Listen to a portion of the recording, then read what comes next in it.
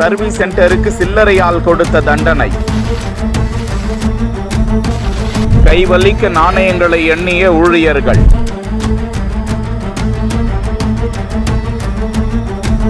இப்போ இந்த ரெண்டுக்கு மட்டுமே எக்ஸ்ட்ரா காசு மட்டும் எவ்வளோ வந்துருக்குன்னா, இப்போ இது மட்டும் தான் 2500 ரூபாய் சொல்கிறீங்க. சர்வீஸ் காசு கூட நீங்கள் எடுத்துக்கோங்க, அது ஒன்றும் பிரச்சனை இல்லை. இப்போ இது ரெண்டு மட்டும் 3000 இருங்க சார். உங்கள் வண்டிலாம் நல்லா பண்ணிட்டீங்களா? என் வண்டி நான் இங்கே விட மாட்டேன். சொல்கிறீங்க, அப்போ வெளியே விட்டுருங்க.